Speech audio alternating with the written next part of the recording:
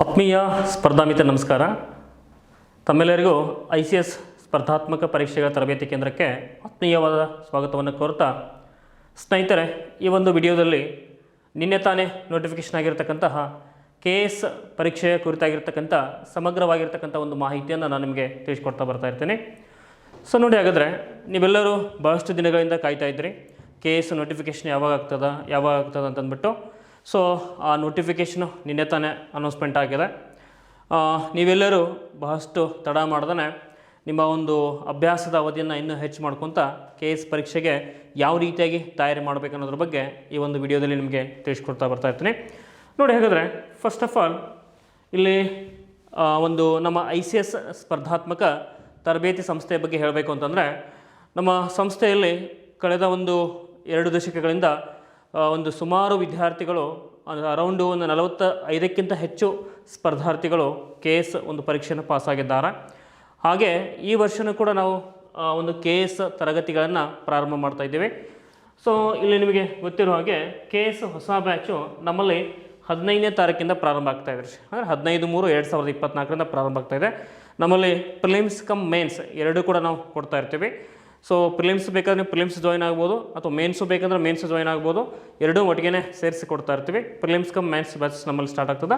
So note ಮಾಡ್ಕೊಳ್ರಿ, 15/3/2024. ಅದೇ ಥರ ರೀಸೆಂಟಾಗಿ ಮೊನ್ನೆ ತಾನೇ ಒಂದು ನೋಟಿಫಿಕೇಷನ್ ಆಗಿರ್ತಕ್ಕಂಥದ್ದು ಮತ್ತೊಂದು ವಿಲೇಜ್ ಅಡ್ಮಿನಿಸ್ಟ್ರೇಷನ್ ಆಫೀಸರ್ ಅಂತ ಹೇಳ್ತಾರೆ, ಅಂದರೆ ಗ್ರಾಮ ಆಡಳಿತ ಅಧಿಕಾರಿ. ಮೊದಲಿಗೆ ಇದಕ್ಕೆ ಏನಂತ ಹೆಸರು ಕೊಡ್ತಿದ್ದಾರೆ ಅಂದರೆ ವಿಲೇಜ್ ಅಕೌಂಟೆಂಟ್ ಅಂತ ಕರಿತಾಯಿದ್ರು, ಅಂದರೆ ಗ್ರಾಮ ಲೆಕ್ಕಾಧಿಕಾರಿ ಅಂತ ಹೇಳ್ತಾಯಿದ್ರು. ಬಟ್ ಇವಾಗ ಅದನ್ನು ಚೇಂಜ್ ಮಾಡಿಬಿಟ್ಟು ವಿಲೇಜ್ ಅಡ್ಮಿನಿಸ್ಟ್ರೇಷನ್ ಆಫೀಸರ್ ಅಂತ ಮಾಡಿದ್ದಾರೆ. ಇದರ ನೋಟಿಫಿಕೇಷನ್ ಕೂಡ ನಿಮಗೆ ಆಗಿದೆ ಮೊನ್ನೆ ತಾನೇ. 1000 ಪೋಸ್ಟ್ ಇದ್ದಾವೆ. ಬಟ್ ಆ ಒಂದು ಮೊದಲೆಲ್ಲ ಏನಾಗಿತ್ತು ಅಂದರೆ ವಿಲೇಜ್ ಅಕೌಂಟೆಂಟ್ಗೆ ಯಾವುದೇ ಥರನಾಗಿರ್ತಕ್ಕಂಥ ಎಕ್ಸಾಮ್ಸ್ ಇರಲಿಲ್ಲ. ಬಟ್ ಇವಾಗ ಎಕ್ಸಾಮ್ಸನ್ನು ಅದಕ್ಕೂ ಫಿಕ್ಸ್ ಮಾಡಿದ್ದಾರೆ. ಹಾಗಾಗಿ ವಿಲೇಜ್ ಅಕೌಂಟೆಂಟ್ಗೆ ಸಂಬಂಧಪಟ್ಟಂಥ ಒಂದು ಏನು ಎಕ್ಸಾಮ್ ಇದೆ ನೋಡಿ, ಆ ಎಕ್ಸಾಮ್ ಸಂಬಂಧಪಟ್ಟನ್ನು ಕೂಡ ನಮ್ಮಲ್ಲಿ ತರಬೇತಿ ಪ್ರಾರಂಭ ಆಗ್ತದೆ. ವಿಲೇಜ್ ಅಕೌಂಟೆಂಟ್ ಬ್ಯಾಚಸ್ ಯಾವ ಪ್ರಾರಂಭ ಆಗುತ್ತೆ ಅಂದರೆ 10/3/2024 ಪ್ರಾರಂಭ ಆಗ್ತದೆ. ಅಲ್ಲಿ 2 ಪೇಪರ್ ಬರುತ್ತೆ ನಿಮಗೆ, ಪೇಪರ್ 1 ಮತ್ತು ಪೇಪರ್ 2. ಸೊ 2 ಪತ್ರಿಕೆಗಳ ಕುರಿತಾಗಿರ್ತಕ್ಕಂಥ ತರಬೇತಿಯನ್ನು ಕೂಡ ನಾವಲ್ಲಿ ಕೊಡ್ತಾ ಇರ್ತೀವಿ.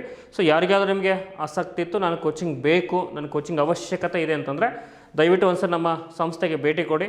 ಸೊ ನಮ್ಮಲ್ಲಿರ್ತಕ್ಕಂಥ ಒಂದು ಅಧ್ಯಾಪಕರಿಂದ ಆಗಿರ್ಬೋದು, ನಮ್ಮಲ್ಲಿರ್ತಕ್ಕಂಥ ಫೆಸಿಲಿಟೀಸ್ ಆಗಿರ್ಬೋದು, ನೋಟ್ಸ್ ಆಗಿರ್ಬೋದು, ಎಲ್ಲನೂ ಒಂದು ಬಹಳಷ್ಟು ಚೆನ್ನಾಗಿರ್ತಕ್ಕಂಥ ಒಂದು ನೋಟ್ಸನ್ನೇ ನಾವು ಕೊಡ್ತಾ ಇರ್ತೀವಿ. ಹಾಗಾಗಿ ನಿಮಗೆ ಕೋಚಿಂಗ್ ಅವಶ್ಯಕತೆ ಇದೆ ಅಂತಂದರೆ ಒಂದ್ಸಲ ನಮ್ಮ ಇನ್ಸ್ಟಿಟ್ಯೂಟ್ಗೆ ಭೇಟಿ ಕೊಡಲಿಕ್ಕೆ ತೊಂದರೆ ಇಲ್ಲ ಅಂತ ನಾನು ನಿಮಗೆ ಹೇಳ್ತಾ ಇರ್ತೀನಿ.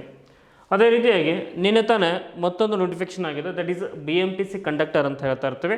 ಸೊ ಮೊದಲಿಗೆ ಇದಕ್ಕೂ ಕೂಡ ಯಾವುದೇ ರೀತಿಯಾಗಿರ್ತಕ್ಕಂಥ ಎಕ್ಸಾಮ್ಸ್ ಇರಲಿಲ್ಲ.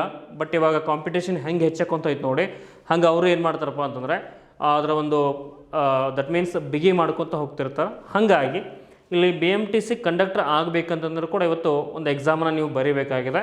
ಅಲ್ಲೂ ಅಷ್ಟೇ ನಿಮಗೆ ಈ ವಿಲೇಜ್ ಅಕೌಂಟೆಂಟು ಮತ್ತು BMTC ಆಲ್ಮೋಸ್ಟ್ ಸೇಮ್ ಸಿಲೆಬಸ್ ಇದೆ, ಏನೂ ಚೇಂಜಸ್ ಇಲ್ಲ. 2 ಪೇಪರ್ ಬರ್ತದೆ, paper 1 and paper 2. So paper 1ನಲ್ಲಿ GK ಅಂತ ಬರ್ತದೆ ರೀ, ಪೇಪರ್ 2ದಲ್ಲಿ ಕಮ್ಯುನಿಕೇಷನ್ ಪೇಪರ್ ಬರ್ತದೆ.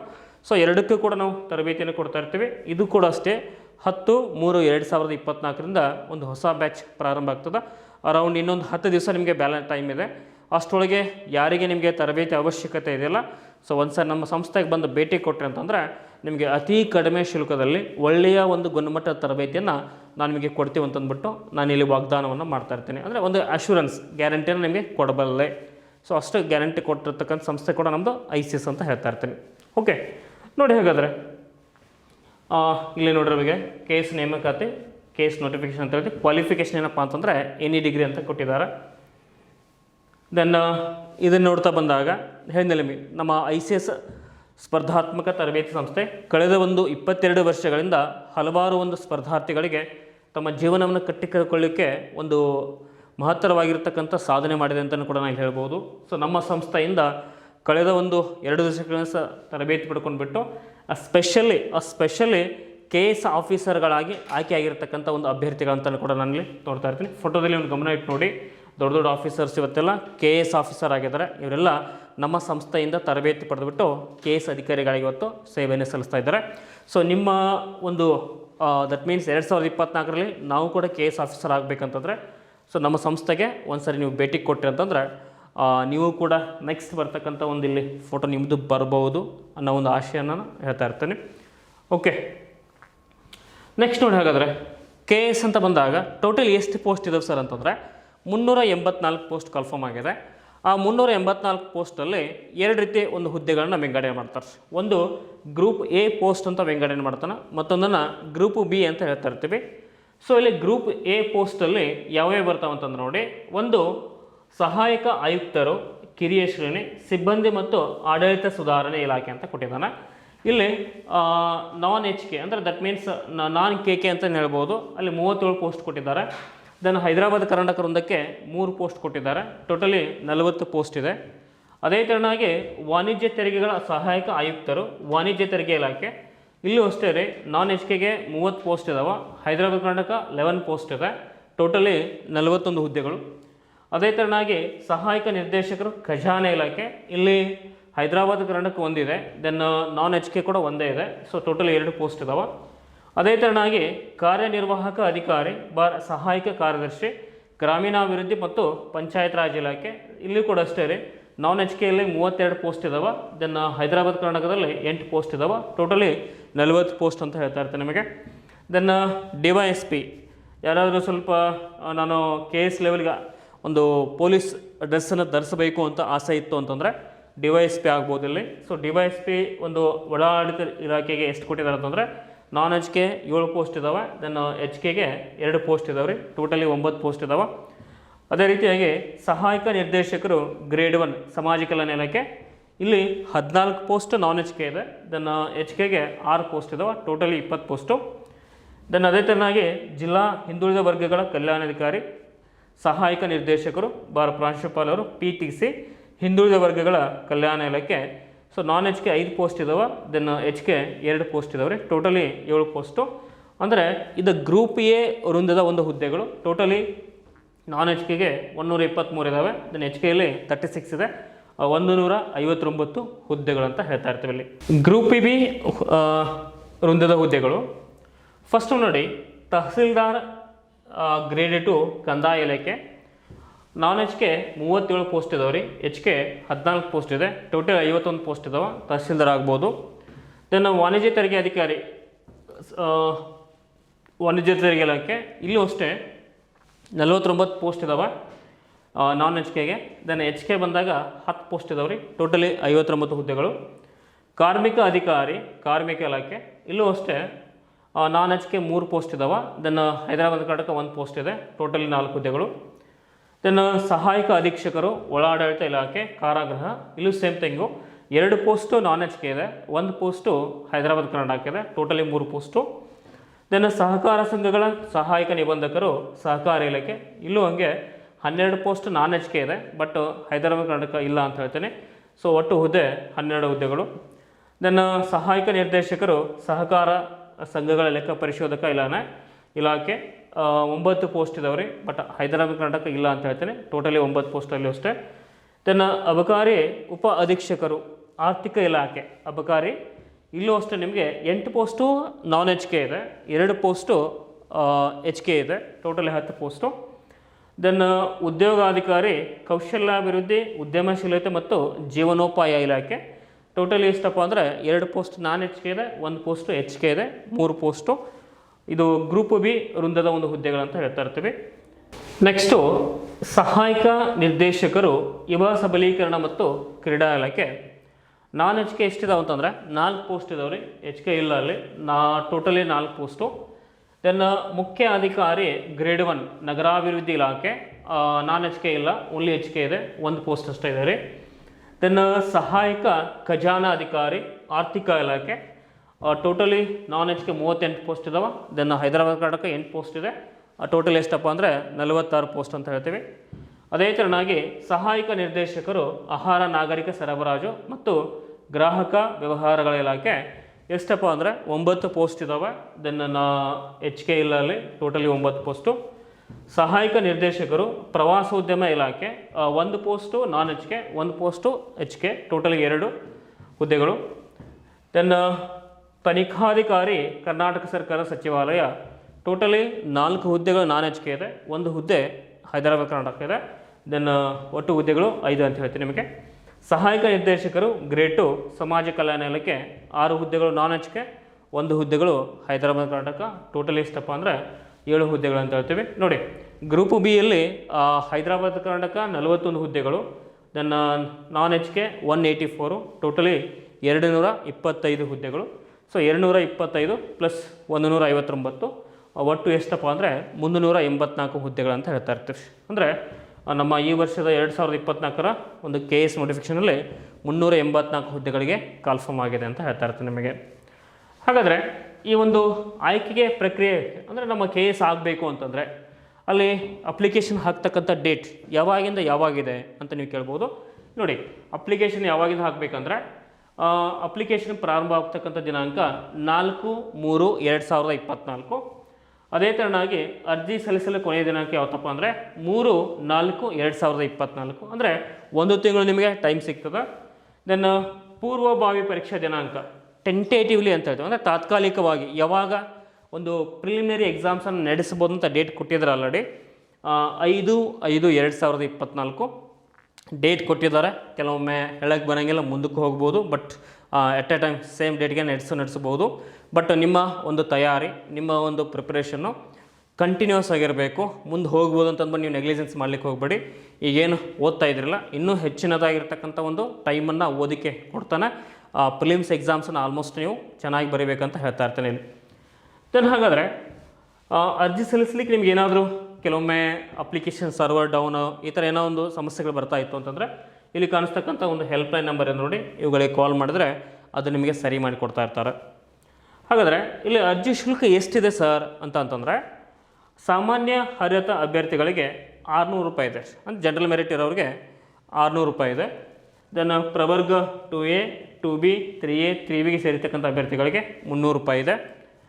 ಮಾಜಿ ಸೈನಿಕ ಅಭ್ಯರ್ಥಿಗಳಿಗೆ 50 ರೂಪಾಯಿ ಇದೆ. ಪರಿಶಿಷ್ಟ ಜಾತಿ, ಪರಿಶಿಷ್ಟ ಪಂಗಡ, ಪ್ರವರ್ಗ 1 ಹಾಗೂ ಅಂಗವಿಕಲ ಅಭ್ಯರ್ಥಿಗಳಿಗೆ ಯಾವುದೇ ರೀತಿಯಾಗಿರ್ತಕ್ಕಂಥ ಶುಲ್ಕ ಇರಂಗಿಲ್ಲ ನೋಡಿ. ದೆನ್ ಪರೀಕ್ಷೆಯ ಒಂದು ಪ್ರಯತ್ನಗಳು ಅಂತಂದರೆ ಇದಕ್ಕೆ ನಾವು ಎಷ್ಟು ಸಾರಿ ಅಟೆಂಡ್ ಆಗ್ಬೋದು ರೀ? ಪ್ರತಿ ವರ್ಷವೇ ಬರಿಬೋದಾ? ಏನೋ 10 ಸಾರಿ ಬರಿಬೋದಾ? 20 ಸಾರಿ ಬರಿಬೋದಾ? ಎಷ್ಟು ಸಲ ಬರಿಬೋದು ನೋಡಿ. ಹಾಗಾದರೆ ಇಲ್ಲಿ ಎಕ್ಸಾಮ್ KSನ್ನು ಎಷ್ಟು ಸಾರಿ ಬರಿಬೋದು ಅಂತಂದರೆ ಸಾಮಾನ್ಯ ಅರ್ಹತೆ ಅಭ್ಯರ್ಥಿಗಳಿಗೆ ಅಂದರೆ ಜನರಲ್ ಮೆರಿಟ್ ಇರ್ತಕ್ಕಂಥ ಕ್ಯಾಂಡಿಡೇಟ್ಸು 5 ಸಲ ಬರಿಬೋದು. ಅಂದರೆ 5 ಸಲ ಅಟೆಂಪ್ಟ್ ಮಾಡ್ಬೋದು. 5 ಸಾರಿ ದಾಟ್ತು ಅಂತಂದರೆ ನಾವು ನೆಕ್ಸ್ಟ್ 6ನೇ ಅಟೆಂಪ್ಟ್ಗೆ ಅಲ್ಲಿ ಬರಲಿಕ್ಕೆ ಅವಕಾಶ ಇರೋಂಗಿಲ್ಲ. ಏನಿದ್ರು ಕೂಡ 5 ಅಟೆಂಪ್ಟಲ್ಲೇ ನಾವು ಆ KS ಆಫೀಸರ್ ಆಗಿ ಹೊರಗೆ ಹೋಗಬೇಕು. ಸಪೋಸ್ ಏನಾದರೂ ಕೂಡ 5 ಅಟೆಂಪ್ಟಲ್ಲಿ ನಾವು ಆಗಲಿಲ್ಲ ಅಂತಂದರೆ ನೆಕ್ಸ್ಟ್ ಅಟೆಂಪ್ಟ್ ಮಾಡಲಿಕ್ಕೆ ಆಗಲ್ಲ. ಅದೇ ಥರನಾಗಿ ಪ್ರವರ್ಗ 1, ಪ್ರವರ್ಗ 2A 2B 3A 3B ಅಭ್ಯರ್ಥಿಗಳಿಗೆ 7 ಬಾರಿ ಕೊಟ್ಟಿದ್ದಾರೆ. ಅಂದರೆ ಅವರು 7 ಸಾರಿ ಅಟೆಂಪ್ಟನ್ನು ಮಾಡ್ಬೋದು. ಬಟ್ 7 ಸಾರಿ ಅಟೆಂಪ್ಟಲ್ಲಿ ಕೂಡ KS ಆಫೀಸರ್ ಆಗಲಿಲ್ಲಪ್ಪ ಅಂತಂದರೆ 8ನೇ ಬಾರಿ ಏನಾದರೂ ಕೂಡ ನಾನು ಅಟೆಂಪ್ಟ್ ಮಾಡಬೇಕು ಅಂತ ಬಂದಾಗ ಅಲ್ಲಿ ಅಟೆಂಪ್ಟ್ ಮಾಡಲಿಕ್ಕೆ ಅವಕಾಶ ಇರಲ್ಲ ಅಂತ ಹೇಳ್ತಾ ಇರ್ತೀನಿ. ಸೊ ಹಾಗಾಗಿ ಇಲ್ಲಿ 2A 2B 3A 3Bಗೆ 7 ಬಾರಿ ಅಟೆಂಪ್ಟನ್ನು ಕೊಟ್ಟಿದ್ದಾರೆ. ಪರಿಶಿಷ್ಟ ಜಾತಿ ಮತ್ತು ಪರಿಶಿಷ್ಟ ಪಂಗಡದ ಅಭ್ಯರ್ಥಿಗಳಿಗೆ ಯಾವುದೇ ರೀತಿಯಾಗಿರ್ತಕ್ಕಂಥ ಪ್ರಯತ್ನಗಳ ಮಿತಿ ಇಲ್ಲ. ಇಲ್ಲಿ ಅವರು ಅನ್ಲಿಮಿಟೆಡ್ ಆಗಿ ಯಾವಾಗ ಕನ್ಫರ್ಮ್ ಆಗುತ್ತೆ ನೋಡಿ, ಆ ಏಜ್ ಲಿಮಿಟ್ ಇತ್ತು ಅಂತಂದರೆ ಅವರು ಅಪ್ಲೈನ ಮಾಡಬಹುದು. ಹಾಗಾದರೆ ಇಲ್ಲಿ ವಯೋಮಿತಿ ಕೇಳ್ತಿದ್ದಾರೆ. ಅಂದರೆ ಎಷ್ಟು ವರ್ಷದಿಂದ ಎಷ್ಟು ವರ್ಷ ನಾವು ಅರ್ಜಿಯನ್ನು ಹಾಕ್ಬೋದು ಅಂತಂದ್ಬಿಟ್ಟು ನೋಡಿ. ಗರಿಷ್ಠ ದಟ್ ಮೀನ್ಸ್ ಸಾಮಾನ್ಯ ಅರ್ಹತೆಯ ಅಭ್ಯರ್ಥಿಗಳಿಗೆ ಜನರಲ್ ಕ್ಯಾಂಡಿಡೇಟ್ಸು ಕನಿಷ್ಠ ಎಷ್ಟಪ್ಪ ಅಂದರೆ 21 ವರ್ಷ, ಅಂದರೆ ಡಿಗ್ರಿ ಕಂಪ್ಲೀಟ್ ಆಗಿರಬೇಕು. ಕ್ವಾಲಿಫಿಕೇಷನ್ ಕೊಟ್ಟಿದ್ದಾರೆ ನಿಮಗೆ, ಡಿಗ್ರಿ ಕೊಟ್ಟಿದ್ದಾರೆ, ಡಿಗ್ರಿ ಕಂಪ್ಲೀಟ್ ಆಗಿರಬೇಕು. 21 ವರ್ಷ ಕನಿಷ್ಠ ವಯಸ್ಸು. ಗರಿಷ್ಠ ಎಷ್ಟಪ್ಪ ಅಂತಂದರೆ ಜನರಲ್ ಮೆರಿಟ್ ಇರ್ತಕ್ಕಂಥವ್ರಿಗೆ 38 ವರ್ಷ ಇದೆ. ಪ್ರವರ್ಗ 2A 2B 3A 3B ಅಭ್ಯರ್ಥಿಗಳಿಗೆ 41 ವರ್ಷಗಳಂತ ಕೊಟ್ಟಿದ್ದಾರೆ. ಪರಿಶಿಷ್ಟ ಜಾತಿ, ಪರಿಶಿಷ್ಟ ಪಂಗಡ, ಪ್ರವರ್ಗ 1 ಅಭ್ಯರ್ಥಿಗಳಿಗೆ 43 ವರ್ಷಗಳಿದ್ದಾವೆ ನೋಡಿ. ಅಂದರೆ ಜನರಲ್ ಲಾಸ್ಟ್ ಅಂತ ಬಂದಾಗ 41 ಇಯರ್ ಕೂಡ ನೀವು ಅಪ್ಲೈ ಮಾಡ್ಬೋದು ಕೆಟಗರಿ ಇತ್ತು ಅಂತಂದರೆ. ಬಟ್ ಜನರಲ್ ಕ್ಯಾಟಗರಿ ಇತ್ತಂದರೆ 38 ಇಯರ್ಸ್ ಇದೆ. ಮಿನಿಮಮ್ ಎಷ್ಟು 21 ಇಯರ್ಸ್ 21 ವರ್ಷ ಆಗಿರಬೇಕು. ದೆನ್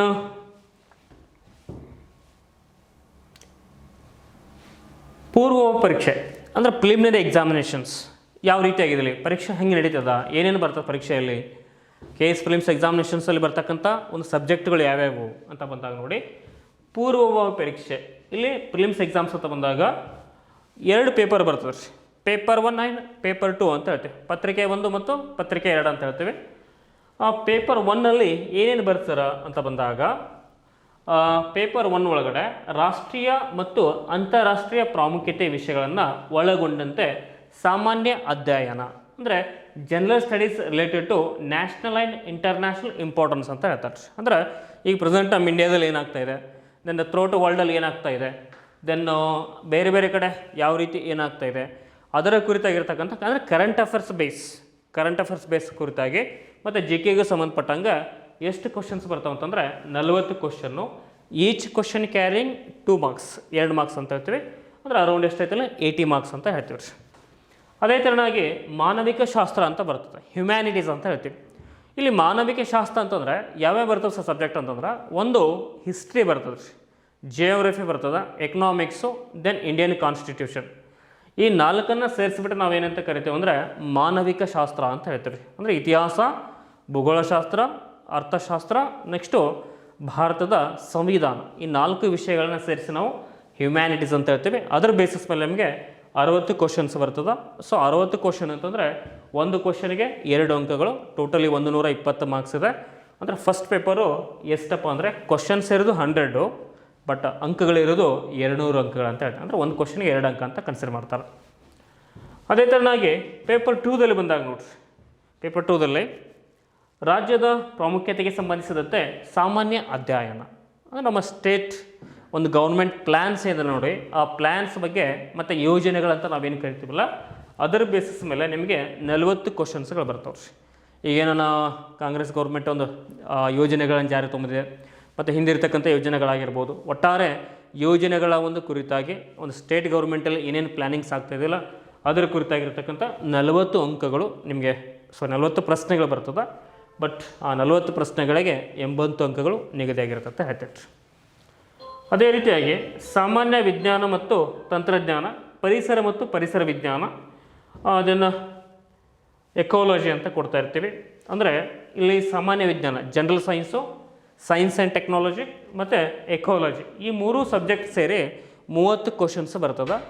ದೆನ್ ಅಲ್ಲಿ ಸೇಮ್ ಥಿಂಗು 30 × 2 ಅಂದರೆ 60 ಕ್ವಶನ್ಸ್ ಆಗ್ತದೆ.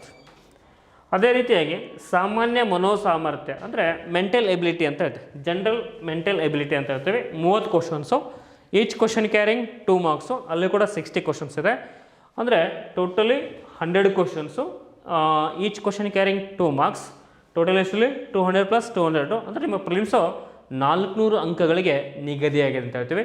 ಆ 400 ಅಂಕಗಳಲ್ಲಿ ನೀವು ಪ್ರಿಲಿಮ್ಸ್ ಪಾಸ್ ಮಾಡಬೇಕಂದ್ರೆ ನಿಮ್ಮ ಒಂದು ಸ್ಕೋರ್ ಮಿನಿಮಮ್ ಅಂದರೂ ಕೂಡ ಎಷ್ಟಾಗಿರ್ಬೇಕಂದ್ರೆ 220ಕ್ಕಿಂತ ಜಾಸ್ತಿ ಅಂಕಗಳನ್ನು ನೀವು ತಗೊಂಡಾಗ ಮಾತ್ರ ಪ್ರಿಲಿಮ್ಸನ್ನು ಕ್ವಾಲಿಫೈ ಆಗ್ತಾ ಇರ್ತೀರಿ. ಯಾಕಂದರೆ ನೆಗೆಟಿವ್ ಅಂಕಗಳಿರ್ತದೆ ರೀ. ನಿಮ್ಮ ಟಾರ್ಗೆಟ್ ಏನಿದ್ರು 250 ಸೆಟ್ ಮಾಡಿ, ಅಂದರೆ 250 ಅಂಕಗಳಿಗೆ ಸೆಟ್ ಮಾಡಿ 250 ಅಂಕಗಳನ್ನು ನೀವು ತೊಗೊಂಡ್ರಿ ಅಂತಂದ್ರೆ ಆರಾಮಾಗಿ ಪ್ರಿಲಿಮ್ಸನ್ನು ಕ್ವಾಲಿಫೈ ಆಗ್ತಾ ಇರ್ತೀರಿ. ನೆಕ್ಸ್ಟ್ ನೋಡಿ, ಹಾಗಾದರೆ ಇಲ್ಲಿ ಪ್ರಿಲಿಮ್ಸಲ್ಲಿ ಕ್ವಾಲಿಫೈ ಆದ್ರಿ ಅಂತಂದರೆ ಮೇನ್ಸ್ ಒಳಗಡೆ ಪ್ರಿಲಿಮ್ಸಲ್ಲಿ ನಿಮಗೆ ಜಸ್ಟ್ ಮಲ್ಟಿಪಲ್ ಚಾಯ್ಸ್ ಕ್ವಶನ್ಸ್ ಇರ್ತವೆ. ಕ್ವಶನ್ಸ್ ಅಲ್ಲಿ ಯಾವುದೇ ಥರನಾಗಿರ್ತಕ್ಕಂಥ ಡಿಸ್ಕ್ರಿಪ್ಟಿವ್ ನೀವು ಬರೆಯುವಂಥ ಅವಶ್ಯಕತೆ ಇರೋಂಗಿಲ್ಲ. ಜಸ್ಟ್ 4 ಆಪ್ಷನ್ಸ್ ಕೊಟ್ಟಿರ್ತಾರೆ. ಆ 4 ಆಪ್ಷನ್ಸಲ್ಲಿ ಒಂದು ಸರಿಯಾಗಿರ್ತಕ್ಕಂಥದ್ದು ನೀವೇನು ಮಾಡ್ಬೋದು, ಹಾಕ್ಬೋದು. ಬಟ್ ಮೇನ್ಸ್ ಒಳಗಡೆ ಹಾಗಿರಂಗಿಲ್ಲ ರೀ. ಮೇನ್ಸಲ್ಲಿ ಹೆಂಗಿರ್ತಪ್ಪ ಅಂತಂದ್ರೆ ಡಿಸ್ಕ್ರಿಪ್ಟಿವ್ ಇರ್ತದೆ. ಅಂದರೆ ನೀವು ಒಂದು ಪ್ರಬಂಧಗಳ ರೂಪದಲ್ಲಿ ಬರೀಬೇಕಾಗ್ತದೆ. ಅಲ್ಲಿ ಯಾವುದೇ ಥರನಾಗಿರ್ತಕ್ಕಂಥ ಮಲ್ಟಿಪಲ್ ಚಾಯ್ಸ್ ಇರೋಂಗಿಲ್ಲ. ಸೊ ಮೇನ್ಸಲ್ಲಿ ಏನೇನು ಬರ್ತದೆ, ಯಾವ್ಯಾವ ಸಬ್ಜೆಕ್ಟ್ ಬರ್ತದೆ, ಎಷ್ಟು ಅಂಕಗಳಿರ್ತಾವೆ ಅದನ್ನು ನೋಡ್ತಾ ಬರೋಣ. ಸೊ ಮೇನ್ಸಲ್ಲಿ ಕ್ವಾಲಿಫೈಯಿಂಗ್ ಪೇಪರ್ಸ್ ಅಂತ ಬರ್ತದೆ ರೀ. ಕ್ವಾಲಿಫೈಯಿಂಗ್ ಪೇಪರ್ಸ್ ಈಗ ಹೆಂಗೆ ನಾವು ಪ್ರಿಲಿಮ್ಸ್ ಪಾಸರ್ ಮೇನ್ಸಿಗೆ ಎಂಟ್ರಿ ಆಗ್ತೀವಲ್ಲ, ಹಾಗೆ ಇಲ್ಲೂ ಮೇನ್ಸ್ ಒಳಗಡೆ ಕ್ವಾಲಿಫೈಯಿಂಗ್ ಪೇಪರ್ಸ್ ಅಂತ ಬರ್ತದೆ. ಯಾವ್ಯಾವ ಅಂತಂದರೆ ಒಂದು ಕನ್ನಡ ಪೇಪರ್ ಬರ್ತದೆ, ಮತ್ತೊಂದು ಇಂಗ್ಲೀಷ್ ಪೇಪರ್ ಬರ್ತದೆ ರೀ. ಇಲ್ಲಿ ಎಷ್ಟು ಮಾರ್ಕ್ಸ್ ಅಪ್ಪ ಅಂತಂದರೆ 150 ಅಂಕಗಳು, ಇದು ಸಹ 150 ಅಂಕಗಳು. ಕನ್ನಡ 150 ಅಂಕಗಳು, ಇಂಗ್ಲೀಷ್ ಕೂಡ 150 ಅಂಕಗಳು. ಟೈಮ್ ಎಷ್ಟಪ್ಪ ಅಂದ್ರೆ ಡ್ಯೂರೇಷನ್ 2 ತಾಸು ಟೈಮ್ ಇರ್ತದೆ. ಬಟ್ ಇದು ಯಾವುದೇ ರೀತಿಯಾಗಿರ್ತಕ್ಕಂಥ ನಿಮ್ಮ ಮೇನ್ಸ್ ಒಂದು ವೇಳೆ ನೀವು ಮೇನ್ಸ್ ಎಕ್ಸಾಮಿನೇಷನ್ ಬರೆದಾಗ ಆ ಮೇನ್ಸ್ ಎಕ್ಸಾಮಿನೇಷನ್ ಸೆಲೆಕ್ಷನ್ ಪ್ರೋಸೆಸ್ಗೆ ಯಾವುದೇ ಥರನಾಗಿರ್ತಕ್ಕಂಥ ಈ ಮಾರ್ಕ್ಸ್ ಕನ್ಸಿಡರ್ ಮಾಡೋಂಗಿಲ್ಲ. ಜಸ್ಟ್ ಏನಪ್ಪ ಅಂತಂದರೆ ಈ ಏನು GS 1, 2, 3 ಪೇಪರ್ ಇದ್ದಾವಲ್ಲ, ಇದನ್ನು ಚೆಕ್ ಮಾಡಬೇಕು ಅಂತಂದರೆ ನೀವು ಹಿಂಗೆ ಕ್ವಾಲಿಫೈ ಆಗಬೇಕು. ಇದನ್ನು ಸಪೋಸ್ ನೀವು ಇಲ್ಲಿ ಕ್ವಾಲಿಫೈ ಆಗಲಿಲ್ಲಪ್ಪ ಅಂತಂದರೆ ಈ ಒಂದು ಪೇಪರ್ಸನ್ನು ಅವರು ಚೆಕ್ ಮಾಡೋಂಗಿಲ್ಲ. ಹಾಗಾಗಿ ನೀವು ಮೇನ್ಸ್ ಬರಿತಾ ಇದ್ದೀರಿ, ಬಟ್ ಆದರೂ ಇವನು ಕೂಡ ಅಲ್ಲೇನಾಗಬೇಕು, ಪಾಸ್ ಆಗಬೇಕು. ಅಂದರೆ ಮಿನಿಮಮ್ ಮಾರ್ಕ್ಸನ್ನು ನೀವು ತೊಗೊಳ್ಳೇಬೇಕಾಗ್ತದೆ. ಅಂದರೆ ಮಾತ್ರ ಇವುಗಳನ್ನು ನೀವು ವ್ಯಾಲ್ಯೂಯೇಟ್ ಮಾಡಲಿಕ್ಕಾಗ್ತದೆ ರೀ. So this is on qualifying papers, not ನಿಮ್ಮ ಟು ಲಾಸ್ಟ್ ಸೆಲೆಕ್ಷನ್ ಪ್ರೋಸೆಸ್ಗೆ ಈ ಮಾರ್ಕ್ಸು ಕನ್ಸಿಡರ್ ಆಗಲ್ಲ. ದೆನ್ನು ಇಲ್ಲಿ ಕಂಪಲ್ಸರಿ ಪೇಪರ್ಸ್ ಅಂತ ಬಂದಾಗ ನೋಡಿ, ಪತ್ರಿಕೆ 1 ಪೇಪರ್ 1ನಲ್ಲಿ ಎಸ್ಸೆ ಅಂತ ಕೊಟ್ಟಿರ್ತಾನೆ, ಪ್ರಬಂಧ. ಎಷ್ಟು ಅಂಕಗಳಂತಂದ್ರೆ 250 ಅಂಕಗಳ ಒಂದು ಪ್ರಬಂಧ. ದೆನ್ನಲ್ಲಿ ಡ್ಯೂರೇಷನ್ 3 hours ಟೈಮಿಂಗ್ಸ್ ಇರ್ತದೆ. ಪ್ರಬಂಧಗಳು ಪ್ರಚಲಿತದಲ್ಲಿರ್ತಕ್ಕಂಥ ಪ್ರಬಂಧಗಳಾಗಿರ್ಬೋದು, ಪ್ರೆಸೆಂಟ್ ನಮ್ಮ ಇಂಡಿಯಾದಲ್ಲಿ ಏನಾಗ್ತಾ ಇದೆ, ದೆನ್ ಅಲ್ಲಿ ಕರ್ನಾಟಕದಲ್ಲಿ ಏನಾಗ್ತಾ ಇದೆ, ಜೊತೆಗೆ ವಿಶ್ವದಲ್ಲಿರ್ತಕ್ಕಂಥ ಒಂದು ಕೆಲವೊಂದಿಷ್ಟು ವಿದ್ಯಮಾನಗಳ ಬಗ್ಗೆ ಪ್ರೆಸೆಂಟ್ ಇಶ್ಯೂ ಸಂಬಂಧಪಟ್ಟಂಗೆ ಒಂದು ಎಸ್ಸೇಜನ್ನು ಕೇಳ್ತಾ ಇರ್ತಾರೆ ನಮಗೆ.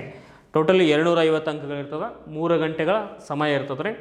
ಹೆಚ್ಚು ನೀವು ಮೇನ್ಸ್ಗೆ ಏನಾದರೂ ಕ್ವಾಲಿಫೈ ಆದರೆ ನಿಮ್ಮ ಬರವಣಿಗೆ ಸ್ಕಿಲ್ಲನ್ನು ನೀವೇನು ಮಾಡಬೇಕಲ್ಲಿ ಹೆಚ್ಚು ಮಾಡ್ಕೊತ ಹೋಗಬೇಕಾಗ್ತದೆ. ಬಿಕಾಸ್ ಫಾಸ್ಟಾಗಿ ಬರೀಬೇಕಾಗ್ತದೆ ರೀ. 250 ಅಂಕಗಳು, 3 ತಾಸು ಟೈಮ್ ಇರ್ತದೆ ನಿಮಗೆ. ನೀವು ಎಷ್ಟು ಫಾಸ್ಟ್ ಬರೀತೀರಿ, ದೆನ್ ನಿಮ್ಮ ಹ್ಯಾಂಡ್ ರೈಟಿಂಗ್ ಕೂಡ ಅಷ್ಟೇ ಚೆನ್ನಾಗಿರಬೇಕು. ಅಂದರೆ ವ್ಯಾಲ್ಯೂಯೇಷನ್ ಮಾಡ್ತಕ್ಕಂಥವ್ರಿಗೆ ಒಂಥರ ಇಂಪ್ರೆಷನ್ ಆಗಿಬಿಟ್ಟು ಹೆಚ್ಚಿನ ಒಂದು ಅಂಕಗಳನ್ನು ಅವರು ಆರಾಮಾಗಿ ಕೊಡ್ತಾ ಇರ್ತಾರೆ.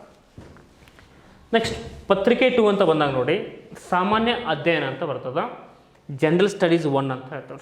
ಇಲ್ಲೂ same thing, 250 marks, 3 hours timing.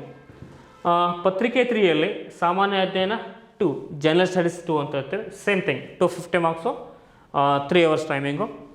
ಪತ್ರಿಕೆ 4 ಸಾಮಾನ್ಯ ಅಧ್ಯಯನ, same thing, 250 marks, 3 hours timing. ಪತ್ರಿಕೆ 5 ಬಟ್ ಜನರಲ್ ಸ್ಟಡೀಸ್ 4 ಅಂತ ಹೇಳ್ತೀವಿ, 250 ಮಾರ್ಕ್ಸು, 3 hours ಟೈಮಿಂಗು. ಒಟ್ಟಾರೆ 1250 ಅಂಕಗಳು ನಿಮ್ಮ ಮೇನ್ಸ್ ಪೇಪರ್ನಿಗೆ ಒಂದು ಸೆಲೆಕ್ಷನ್ಗೆ ಬೇಕಾಗಿರ್ತಕ್ಕಂಥ ಅಂಕಗಳು. ಬಟ್ ಅದರಲ್ಲಿ ನೀವು ಮೇನ್ಸು ಚೆನ್ನಾಗಿ ಬರ್ಕೊಂಡ್ಬಿಟ್ಟು ಇಂಟರ್ವ್ಯೂ ಕ್ವಾಲಿಫೈ ಆದರೆ ಅಂತಂದರೆ, ಅಲ್ಲಿ ಸಂದರ್ಶನಕ್ಕೆ ಕ್ವಾಲಿಫೈ ಆದಾಗ ಸಂದರ್ಶನಕ್ಕೆ ನಿಗದಿಪಡಿಸಿರ್ತಕ್ಕಂಥ ಅಂಕಗಳೆಷ್ಟಪ್ಪ ಅಂತಂದರೆ ಒಟ್ಟು 25 ಅಂಕಗಳನ್ನು ಕೊಟ್ಟಿದ್ದಾರೆ. ಮೊದಲಿಗೆ 200 ಇತ್ತದು, ಬಟ್ ಆಮೇಲೆ ಅದನ್ನು 50 ಅಂಕಗಳಿಗೆ ರೆಡ್ಯೂಸ್ ಮಾಡಿದರು. ಬಟ್ ಪ್ರಸ್ತುತ ಏನು ಮಾಡಿದ್ದಾರೆ ಅಂದರೆ 50 ಅಂಕಗಳಿಂದ 25 ಅಂಕಗಳಿಗೆ ರೆಡ್ಯೂಸ್ ಮಾಡಿದ್ದಾರೆ. ಇಲ್ಲಿ ಸಂದರ್ಶನಕ್ಕೆ ಇರತಕ್ಕಂಥ ಒಟ್ಟು ಅಂಕಗಳು ಎಷ್ಟಪ್ಪ ಅಂತ ಬಂದಾಗ 25 ಅಂಕಗಳಂತ ಹೇಳ್ತೀವಿ. ಒಟ್ಟಾರೆ 1275 ಅಂಕಗಳು ನಿಮ್ಮ ಮೇನ್ಸ್ ಪರೀಕ್ಷೆಗೆ ಇರತಕ್ಕಂಥದ್ದು. ಅದರೊಳಗಡೆ ನಿಮ್ಮ ಟಾರ್ಗೆಟ್ ಎಷ್ಟಾಗಬೇಕಂದ್ರೆ ಕನಿಷ್ಠ ಅಂದರೂ ಕೂಡ ನಾನು 800ರಿಂದ 900 ಅಂಕಗಳನ್ನು ತೆಗೆದುಕೊಳ್ಳಿಕ್ಕೆ ತಯಾರಿರಬೇಕು. ಅಂದರೆ ಅಷ್ಟನ್ನು ತೆಗೆದುಕೊಂಡ್ರೆ ನೀವು ಒಂದು ಹೋಪ್ಸನ್ನು ಇಡಬಹುದು, ನಾನು ಸೆಲೆಕ್ಷನ್ ಆಗ್ತೇನೆ ಅಂತಂದ್ಬಿಟ್ಟು. ಸೊ ಇಲ್ಲಿ ಏನಾಗಬೇಕಂದ್ರೆ ಬರವಣಿಗೆ ಇರ್ತಕ್ಕಂಥ ಸ್ಕಿಲ್ ಇರಬೇಕು, ದೆನ್ ನಿಮ್ಮ ಹ್ಯಾಂಡ್ ರೈಟಿಂಗ್ ಭಾಳಷ್ಟು ಚೆನ್ನಾಗಿರಬೇಕು. ಅಂದರೆ ಮಾತ್ರ ಅಲ್ಲಿ ವ್ಯಾಲ್ಯೂಯೇಷನ್ಸ್ ಮಾಡ್ತಕ್ಕಂಥವ್ರನ್ನ ಇಂಪ್ರೆಷನ್ ಮಾಡಿ ಹೆಚ್ಚಿನ ಅಂಕಗಳನ್ನು ಗಳಿಸಲಿಕ್ಕೆ ಸಾಧ್ಯ ಆಗ್ತಿರ್ತದೆ. ನೆಕ್ಸ್ಟ್ ನೋಡಿ, ಹಾಗಾದರೆ ನಾನು ನಿಮಗೆ ಆಗಲೇ ಹೇಳಿದ ಹಾಗೆ ನಮ್ಮ ICS ಸ್ಪರ್ಧಾತ್ಮಕ ತರಬೇತಿ ಸಂಸ್ಥೆಯಲ್ಲಿ ಪ್ರತಿ ತಿಂಗಳು ಸಹ ಒಂದೊಂದು ಬ್ಯಾಚ್ ಆಗ್ತಿರ್ತಾವ್ರಿ. ಅದೇ ರೀತಿಯಾಗಿ exclusive for KS prelims come mains ಒಂದು ಬ್ಯಾಚ್ ಪ್ರಾರಂಭ ಮಾಡ್ತಾಯಿದ್ದೀವಿ. ಎಷ್ಟನೇ ತಾರೀಕಿಂದಪ್ಪ ಅಂದರೆ 15/3/2024 ಪ್ರಾರಂಭ ಮಾಡ್ತಾಯಿದ್ದೀವಿ. ಅದೇ ರೀತಿಯಾಗಿ village accountant, village administration officer ಮತ್ತು BMTC ಕಂಡಕ್ಟರ್ ಎರಡಕ್ಕೂ ಕೂಡ ಸೇಮ್ ಸಿಲೆಬಸ್ ಇರೋದಕ್ಕೋಸ್ಕರ ಎರಡನ್ನೂ ಸೇರಿಸ್ಬಿಟ್ಟು ಒಂದು ಬ್ಯಾಚ್ ಪ್ರಾರಂಭ ಮಾಡ್ತಾಯಿದ್ದೀವಿ. ಅದು ಕೂಡ ಎಷ್ಟನೇ ತಾರೀಕು ಅಂದರೆ 10/3/2024 ಅಂತ ಹೇಳ್ತಾ ಇರ್ತೀನಿ. ಸೊ ಸ್ನೇಹಿತರೆ, ಸಮಯವನ್ನು ವ್ಯರ್ಥಗೊಳಿಸ್ತೇನೆ.